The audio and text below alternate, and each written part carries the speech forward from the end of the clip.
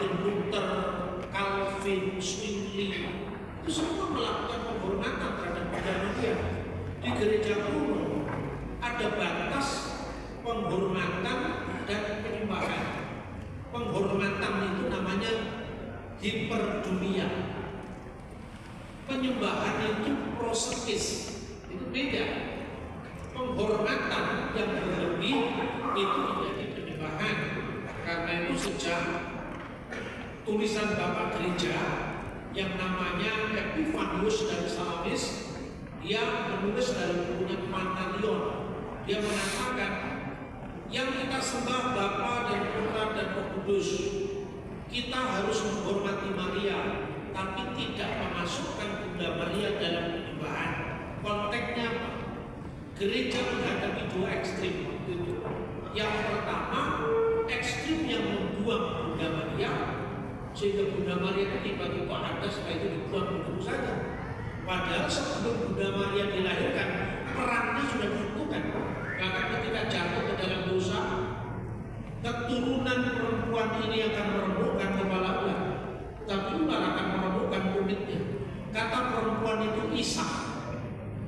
Kemudian kapan itu digenapi? Galatia pasal 4 ayat 4. Setelah genap waktunya, waktu yang panjang, kronologi yang panjang tadi, Allah telah mengutus anaknya. Lah yang diutus ini bukan utusan biasa, tapi anaknya. Jadi agak dikatakan Yesus kan hanya utusan-utusan menurut Islam, tapi utusan dalam Kristen beda. Karena yang diutus ini anaknya. Itu pun kemudian dikatakan yang lahir dari seorang perempuan. Perempuan itu gunaikos. Gunaikos itu beda dengan miter. Kalau miter ibu biasa, kalau gunaikos itu terjemahan dari Isa dalam Kejadian pasal 3:15.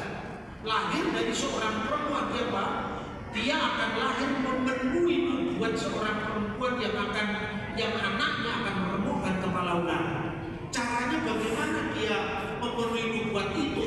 Taat pada hukum Taurat. Coba bandingkan dengan tafsir Yahudi. Misalnya Targum Yerusalem, dia mengatakan apa artinya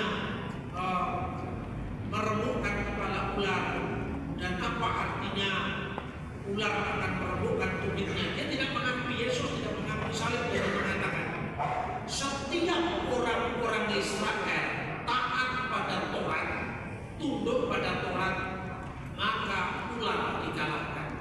Tetapi pada saat Israel meninggalkan Taurat, dia akan mematuk tumit kita. Dan tumit itu kaitannya dengan kata akeb. Akeb itulah yang menjadi asal kata nama Yakub. Nama Yakub itu yang diubah jadi Israel oleh Tuhan. Jadi hanya setiap Israel dia meninggalkan Taurat itu akan dipatuk oleh ular tadi. Karena apa? Akeb itu, ya ini tafsir alegoris Yahudi, itu melambangkan Bani Israel sendiri. Sampai pertarungan antara ular dan keturunan perempuan ini terus akan terjadi. Puncaknya di zaman Sang Mesias, Malka Mesias. Ini tafsir Yahudi, bukan tafsirnya Reformasi Protestan. Kalau Reformasi Protestan nanti Katoliknya tidak bisa terima. Kalau Katolik nanti Protestannya tidak bisa terima. Saya maju, mundur terus, ya. Sorry, bukan maju, saya mundur ke tafsir paling awal. Ini perbandingan. Maka lahir dari seorang perempuan, lahir dari Gunaikos yang akan melahirkan penakluk ular tadi. Itu lewat kapan? Mematuk tumitnya dan meremukkan kepala ular. Penyalipan itu.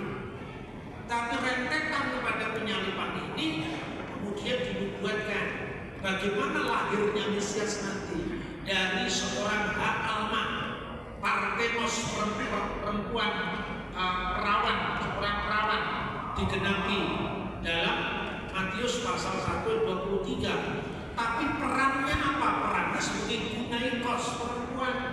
Makanya ketika Yesus disalibkan, di bawah salib itu berdiri ibunya Bunda Maria dan saudara ibunya Maria istri Kleopas dan Maria Magdalena.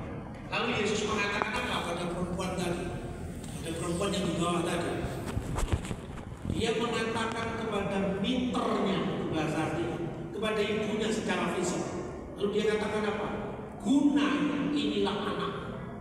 Yesus mau katakan kepada ibunya, ibu, engkaulah wanita hebat yang sudah dinubuatkan oleh nabi-nabi. Inilah anakku yang sedang menggenapi. Tumitku harus dipaku oleh ular, tapi melalui ini ular dan segala kuasanya akan dihancurkan. Habis itu Yesus ingat, Maria manusia biasa yang punya segala kelemahan dan kekurangan.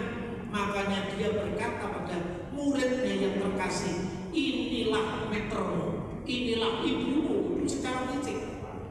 Lalu yang tunduk pada hukum Taurat, makanya Yesus sunat. Karena Mesias itu menggenapi Taurat dengan cara menjadi orang Yahudi. Sunatnya pun tidak boleh umur 12 tahun. Sunatnya tetangga sebelah tidak boleh.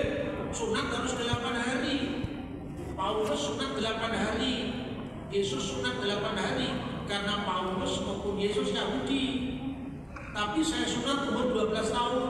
Karena saya bukan Yahudi. Ini sunat tradisi nenek moyang saya. Ya.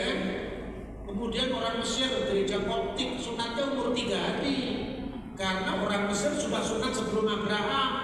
Tapi bukan sunat untuk dari keselamatan, sunat karena taharah. Taharah itu kebersihan dalam bahasa Koptik atau bahasa Yunani. Bahasa Ibrani atau bahasa Arab ya. Kemudian itu saudara-saudara,